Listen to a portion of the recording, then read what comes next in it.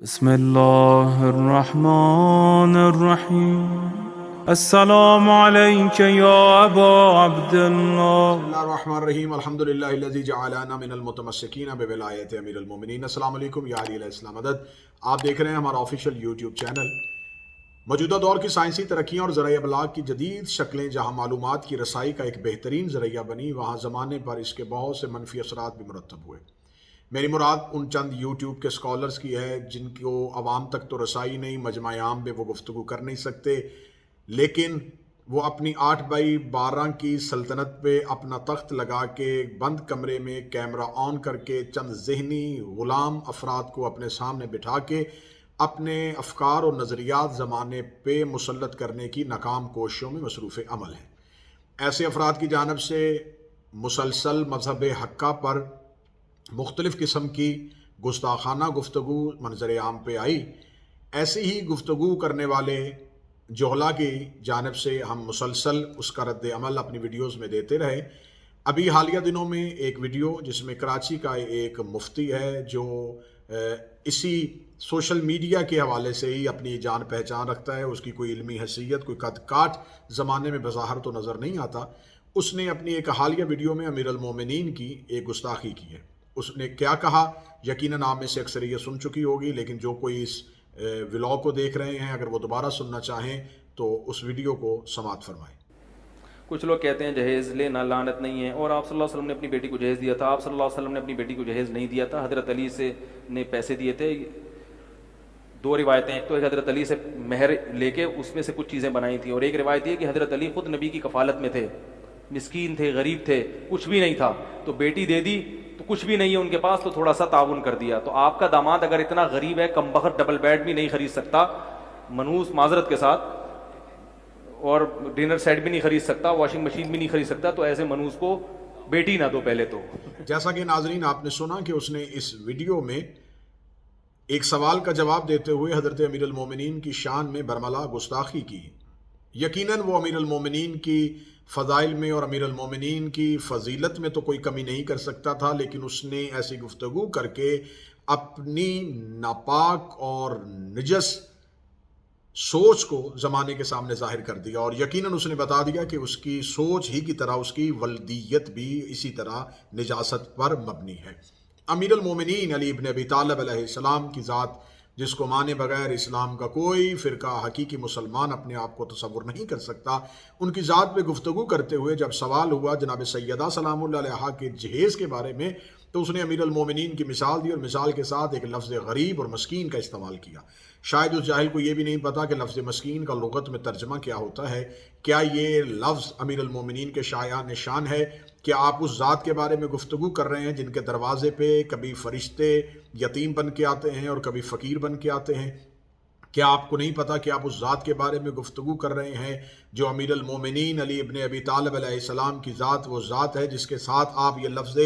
غریب استعمال کر رہے ہیں؟ تو آپ کو تاریخ میں ان حقائق میں جانا پڑے گا کہ فتح خیبر کے بعد امیر المومنین کی ذوالفقار کے صدقے سے فتح پائی جانے والی جنگ کے بعد مسلمانوں نے جی بھر کے کھجوریں کھائی تھیں، اور زوجہ رسول حضرت عائشہ نے بھی صحیح بخاری میں یہ حدیث درج ہوئی کہ انہوں نے کہا کہ ہمیں پیٹ بھر کے کھجوریں فتح خیبر کے بعد نصیب ہوئیں. جس امیر المومنین نے اسلام کو پاؤں پہ کھڑا کیا، جس امیر المومنین علی ابن ابی طالب کا دسترخوان پورے عرب میں مشہور تھا، وہ امیر المومنین علی ابن ابی طالب جو حالت رکوع میں زکوٰۃ دیتے ہیں اور انگوٹھی زکوٰۃ میں جاتی ہے، اور قرآن کو آیا ولایت اتارنی پڑتی ہے اور خدا آیا ولایت میں امیر المومنین کے ولی ہونے کی سند دیتا ہے، وہ امیر المومنین علی ابن ابی طالب جس نے وہ انگوٹھی خیرات میں نہیں دی تھی، زکوٰۃ میں دی تھی. اور میں اس مفتی سے کہوں گا ذرا زکوٰۃ کا نصاب دیکھے کہ زکوٰۃ آپ کے مال پہ کتنے % ہوتی ہے، اور پھر اس انگوشتری کے بارے میں جانیں کہ وہ انگوشتری کیا تھی.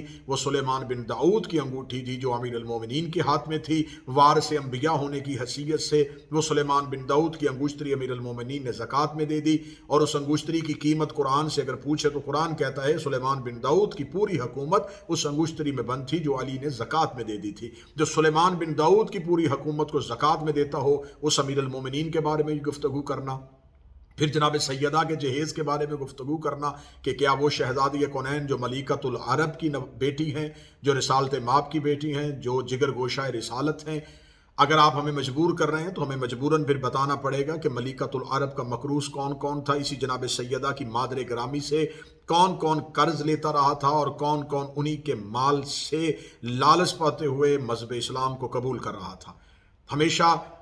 جب بھی ایسی گفتگو ہوتی ہے تو اس گفتگو کے رد عمل میں جب ہم حقائق بیان کرتے ہیں تو پھر ایک بوچھاڑ آ جاتی ہے کہ شاید ہم نے الزام لگا دیا۔ الزام نہیں، ہم تو ان تاریخی حقائق سے پردہ اٹھاتے ہیں۔ اگر آپ نے اس دروازے کو کھول دیا تو پھر ہمیں بتانا پڑے گا کہ کون پہلے کیا کاروبار کرتا تھا اور کس کا کس قبیلے کے ساتھ تعلق تھا اور کون عرب میں اپنے کس کاروبار کی وجہ سے پہچانا جاتا تھا۔ لہٰذا حضرت امیر المومنین علی بن ابی طالب کی ذات گرامی کے بارے میں گفتگو کرتے ہوئے ایسے نجس افراد کو میرا مشورہ ہے کہ پہلے اپنی زبان دیکھیں کہ کیا آپ کی زبان اس لائق ہے کہ آپ امیر المومنین کے بارے میں گفتگو کر سکیں۔ آئے دن روزانہ ہم ایسے افراد کا جواب دینا بھی توہین سمجھتے ہیں اپنی، کہ ہم ایسے افراد کو مسلسل جواب دیں، لیکن مذہب حقہ کی ترجمانی کرتے ہوئے ہمارا حق بنتا ہے کہ ایسی نجس زبانوں کو ہمیشہ کے لیے بند کروایا جا سکے۔ حضرت امیر المومنین علی بن ابی طالب علیہ السلام کی ذات کے بارے میں پھر اس نے تمثیل دیتے ہوئے، مثال دیتے ہوئے آگے اس مثال کو جس انداز میں دہرایا، وہ مثال یقیناً اس کی ذہنی پستی کی عکاسی کر رہی تھی۔ اور میری گزارش ہے مقتدر حلقوں سے، میری گزارش ہے قانون نافذ کرنے والے اداروں سے کہ رد عمل پہ آپ ہمیشہ گفتگو کرتے ہیں، جب رد عمل پہ بات ہوتی ہے تو پہلے عمل کو دیکھا کریں۔ یقیناً جناب سیدہ سلام اللہ علیہا کو جب ایک ملعون نے خطا میں کہا تو پھر اس کے جواب میں جب حقائق بیان کیے گئے تو یہ رد عمل سخت تھا۔ جب جناب سرکار حضرت حجت خدا ولی العصر سرکار حضرت امام زمانہ کے بارے میں توہین کرتے ہوئے مرزا انجینئر نامی ایک شخص نے جب توہین کی تو پھر جب ہمیں دوسرے لوگوں کے شجرے کھولنے پڑے تو پھر کہا گیا کہ یہ بات لوگوں کے لیے تکلیف کا باعث ہے۔ ہمیں کوئی بھی قانون اپنے مذہب کے حقائق بیان کرنے سے کبھی بھی نہیں روکتا، لہذا میری مقتدر حلقوں سے گزارش ہے کہ ایسے افراد کی بر وقت ان کی سرکوبی کی جائے، ان افراد کے خلاف کارروائی کی جائے، ورنہ پھر حقائق تو تاریخ نے کھول کے بیان کیے ہوئے ہیں، صرف اسے زمانے کے سامنے ظاہر کرنے کی دیر ہے، پھر ان جیسے افراد کو ہمیشہ کے لیے سکوت آ جائے گا۔ خداوند متعال میرے ملک پاکستان وطن عزیز کو ہمیشہ سالمیت عطا فرمائے اور ایسے افراد سے، ان کے شر سے ہمیشہ کے لیے محفوظ فرمائے۔ اللہ میرے ملک میں میرے پاکستان کی پاک افواج کی حفاظت فرمائے، میری قوم کی نظریاتی اور جغرافیائی سرحدوں کی حفاظت فرمائے۔ السلام علیکم یا علی مدد۔